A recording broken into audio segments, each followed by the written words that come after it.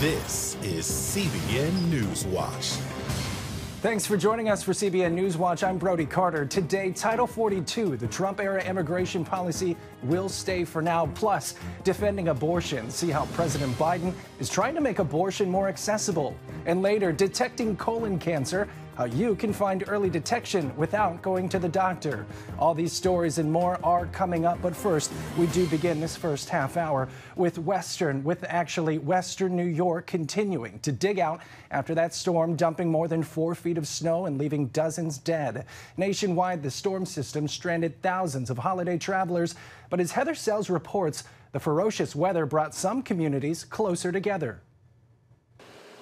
In Buffalo, New York State and military police are arriving to help enforce a driving ban. I'm begging, stay home. More than 30 people have died in the region, succumbing to bitter cold, power outages, and impassable streets that have blocked emergency care. Police have also responded to people looting stores across Buffalo, prompting multiple arrests. The mayor calling the looters the lowest of the low. They're not looting foods and medicines. They're just looting items that they want. Still, inspiring stories abound. Neighbors helping each other shovel out. If you need shelter. A barber opening his shop to those who need a place to stay. And a group of friends on snowmobiles, saving dozens of stranded people. These guys were helping people, and he said he knew a place he could take us, and he will help us out. I guess God is the angel. Across the country, severe cold has blanketed many regions with snow and ice, and it's played havoc with Christmas travel. On Tuesday, another day of canceled flights as Southwest Airlines called off more than 2,500. The freezing temperatures have also upended water systems. In Jackson, Mississippi, long lines for water after bitterly cold temperatures froze pipes. And in Ohio, a pipe burst flooded the State House in Columbus. More than 60% of the U.S. population has faced some kind of winter weather advisory or warning during this Arctic blast. Temperatures are forecast to rise in the coming days. That is good news for some, although authorities warn flooding could hit areas already hard hit. Heather Sells, CBN News. Next, a border policy limiting the flow of migrants into the country will stay in place indefinitely. The Supreme Court ruled Title 42 can remain until both sides argue their case and the justices issue the ruling. The pandemic-era policy allowed migrants seeking asylum to be removed from the U.S. while their cases are heard. It allowed some 2.5 million asylum seekers to be sent back. The Biden administration planned to lift the policy last week, but 19 Republican-led states sued to keep it in place over concerns that ending Title 42 would lead to an overwhelming surge at the border. Homeland Security warned that up to 18,000 migrants might cross every day, and the streets of El Paso, Texas, already filled with people sleeping in the streets. If they continue to get in without being undetected, we're going to continue to have this population grow within our community. And so that is concerning. The court will hear the case in February and issue its ruling later in the year. Well, President Joe Biden actually trying to enshrine abortion in federal law since the Supreme Court overturned Roe v. Wade. However, he's lacked the votes in Congress to make it happen. White House correspondent Abigail Robertson shows us how he's tried other means to make abortion more accessible. The Department of Veterans Affairs recently announced a new rule allowing for abortion counseling and, in some cases, abortion procedures for pregnant veterans and their beneficiaries, a move pro-life Republicans strongly oppose. And I believe it is not only immoral, but it is also illegal. As part of the rule change, the VA now provides abortions when the life or health of the mother is in danger, or when the pregnancy is the result of rape or incest. Congressman Mike Bost, ranking member of the Veterans Affairs Committee, argues the VA is not allowed to do this. Congress prohibited VA providing abortions in 1992. Congress has never repealed that prohibition. Others add that this isn't even necessary. Every single state law before, during, and after Roe allows exceptions for medical emergencies. Women are able to obtain care as needed. We, even at Human Coalition, will refer clients with ectopic pregnancies and other dire situations straight to the ER for care. And so that portion of it is unnecessary. Chelsea Human from Human Coalition raises other concerns. The portions of it that are really concerning are the fact that they're forcing VA doctors to do abortions, sometimes in contexts that laws do not allow, and even in spite of their own conscience or religious beliefs and values. A move she believes is unconstitutional. It's just an absolute violation of the Hyde Amendment that says our taxpayer dollars cannot go towards funding abortion. And the VA is not included in that. And so they're really working every loophole they can find right now. In Alabama, where abortion is prohibited in cases of rape and incest, but allowed when the mother's life is at risk, officials have threatened to punish VA workers who perform the procedure. Human says attorney generals across the country are pursuing legal challenges to the new rule, while the Justice Department says it's prepared to defend VA medical workers providing abortions in states with restrictions. Abigail Robertson, CBN News. There are new findings in Elon Musk's controversial Twitter files. The latest files confirms the U.S. government pressured former executives to censor information about COVID-19 that was true but inconvenient. The 40-tweet thread released Monday was reviewed by journalist David Zweig of the Free Press. Previously, Elon Musk released another Twitter thread that revealed the FBI paid Twitter more than $3 million to suppress negative tweets about the Biden family. Republicans on Capitol Hill are outraged by this evidence and planning to make the scandal a top priority for the GOP majority in January. Dale Hurd has more. Twitter corporate emails released this week by new owner Elon Musk show the FBI paid Twitter almost $3.5 million over the course of 2 years for suppressing tweets damaging to Joe Biden and the Democrats. Documents reveal how the FBI treated Twitter like a department of the Bureau, telling the social media giant which tweets and accounts to take action against. In one of the many emails, FBI agent Elvis Chan forwarded to Twitter staff this list of accounts to block. More than a dozen former FBI employees still work at Twitter, although Musk fired former FBI General Counsel James Baker, who became Twitter's counsel, for his possible role in information suppression. In the days and weeks before the 2020 presidential election, it appears Twitter employees followed orders from the FBI and the Biden campaign, specifically blocking stories and tweets about Hunter Biden's laptop, which was found to contain emails showing influence peddling by then Vice President Joe Biden and possible crimes by his son. Mark Meckler was the CEO at the social media platform Parler and is president of Convention of States Action. When the media itself becomes an instrument of government, which it seems like it has been, we're seeing that now with the release of the Twitter files, that's very dangerous because the media is now controlling the narrative that the government wants it to control. Republicans on Capitol Hill are understandably furious. House Republicans are already gearing up for a sweeping investigation of Twitter's relationship with the FBI. Incoming House Oversight Committee Chairman James Comer. Anyone that cares about free speech should be outraged. Whether you're a Republican or Democrat, this has to stop. This is going to be a top priority for the Republican majority in January. Incoming House Intelligence Committee Chairman Mike Turner. Who is it that's coordinating this? How can we cut off the money, prohibit this in the future? And we will use our subpoena power to track that down and make certain that this doesn't happen again. And on the Republican House Judiciary Committee site, the simple tweet, "Does anyone still trust the FBI?"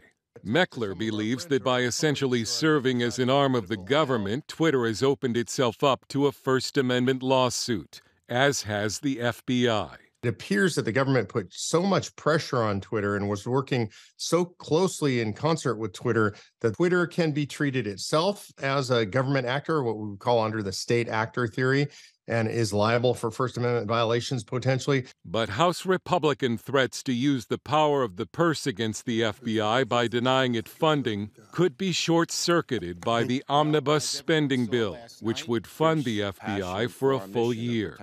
Dale Hurd, CBN News. Taiwan will extend its mandatory military service from 4 months to 1 year starting in 2024. This is in response to repeated military threats from China. Now, the Chinese sent ships and planes towards Taiwan in a show of military force over the weekend. More than 70 aircraft, including fighter jets and drones, and 7 ships menaced the island over a 48-hour period. Now, the move is in response to U.S. designations for Taiwan and its latest defense spending measure. Well, coming up after the break, good news for people who may be at risk for colon cancer. How you can find early detection without going to the doctor. Stay tuned for more.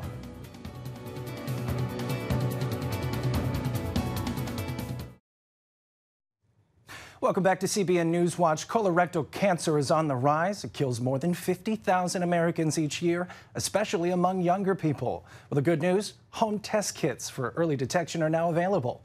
Medical reporter Lori Johnson brings us those details. Record numbers of young people are being diagnosed with colon or rectal cancer.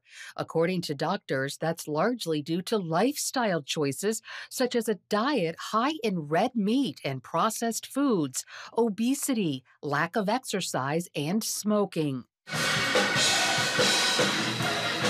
While this cancer affects all groups, African Americans are as much as 40% more likely to die from colorectal cancer than others. Fortunately, that could be changing.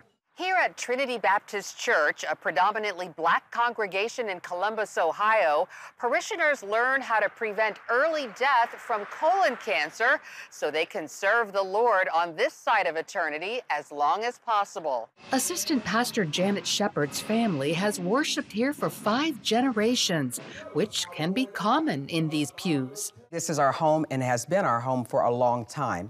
What's not so common here is Janet's decision to get a colonoscopy, a procedure that can detect actual cancer or precancerous polyps. Some people say, if I don't know about it, I don't have to deal with it, but you will eventually have to deal with it. Janet's procedure revealed 3 precancerous polyps, which were removed during the same colonoscopy.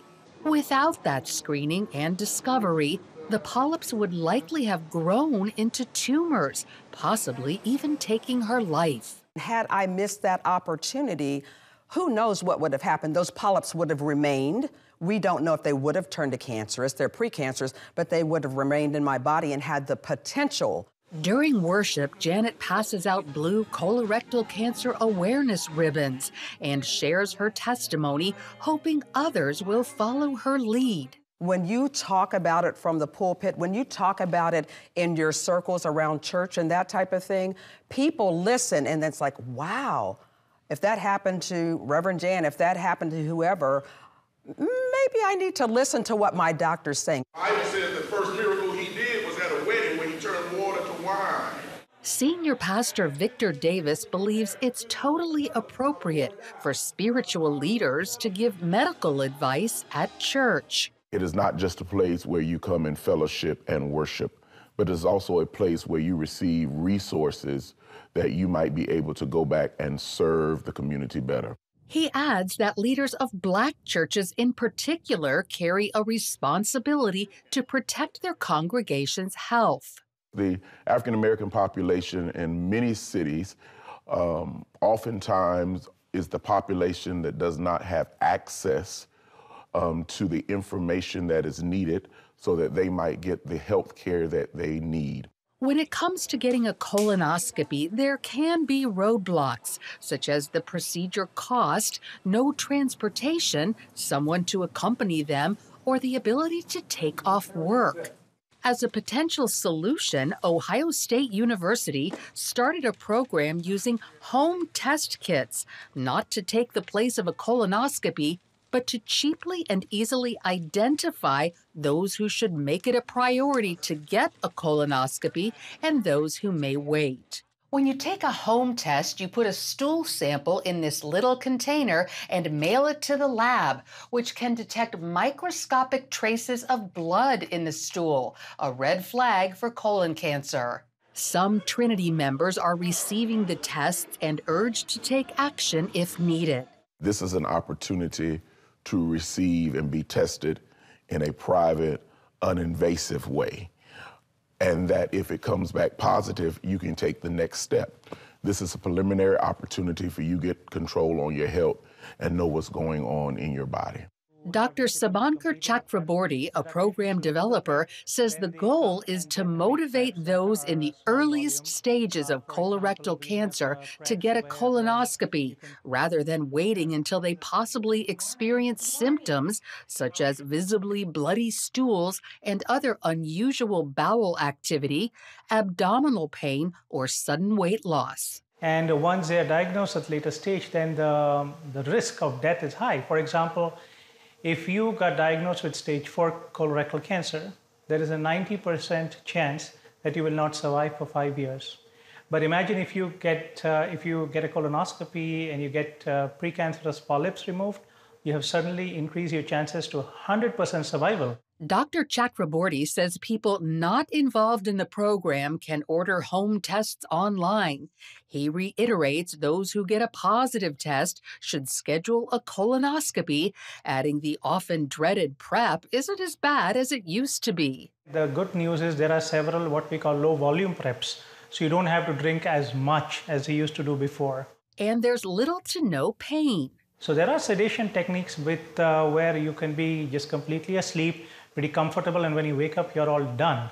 So while home test kits and colonoscopies aren't anyone's idea of a good time, doctors say they're definitely worth the effort because they could save your life or the life of someone you love. Lori Johnson, CBN News. Still ahead, an animated television series for the whole family. Get a first-hand look at Wing Feather Saga. That's after the break.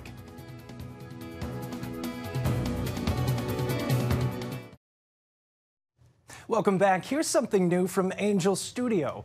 It's the Wing Feather Saga, a redemptive fantasy book series for the whole family, and it's now a multi-season animated television series. Ephraim Graham traveled to Nashville to bring you this first-hand look. We're missing Dragon Day. I'm coming. What are the rules when you're in town? Stick together, be polite. When things are mad, stay out of sight. So we sit here now at the launch of another series that people have already told you by their support that they love and they want. How does it feel for you guys? I mean, behind the scenes pushing them, if you will. This is the magical time. The Wing Feather cast and animators and directors and the whole team and everybody at Angel. This is the magical time when people something are doing begins. late nights. And yes, lots of good memories are made during this period.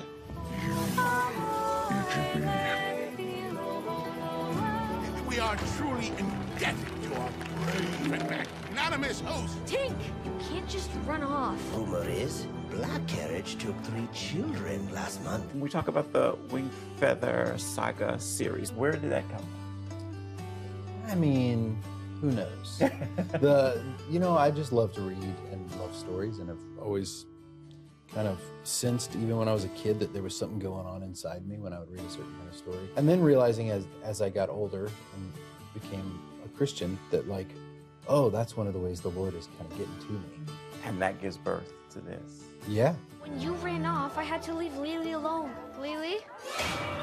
Lily? So you come along, you read the books. When do you start to see characters and animation? What happens? Like a lot of stories that unfold, the first book was I was so entranced by his use of language and the whimsical nature of the story, and it was this is delightful. And book 2, it was now we're out of the fun zone and it's getting serious.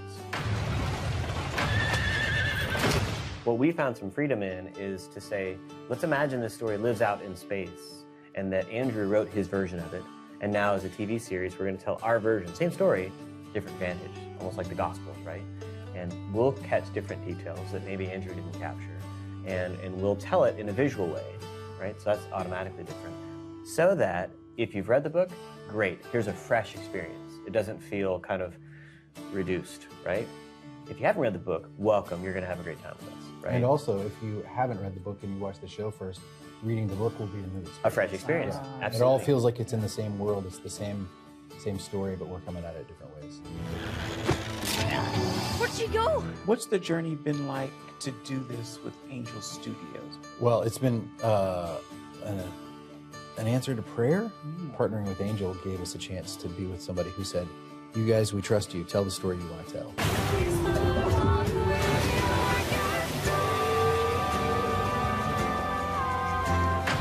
You create something to solve a problem in your own life, and there's a whole bunch of other people that need that problem solved for them too. And you can assume that and just go make what you want. And that's what we're doing. That's right. We're making the system we want to exist for us and our kids and our grandkids. And our assumption is that means there's a lot of other people who want it too. You understand me, boy. We have to get out of sight. Now! Looks like quite the adventure. The Wing Feather Saga is available now on Angel Studios platforms. You can catch an all-new episode of Studio 5 on the CBN News Channel tonight, 8:30 Eastern Standard Time, or anytime on the CBN News app. Coming up, see how technology helped save a woman's life. Stay with us.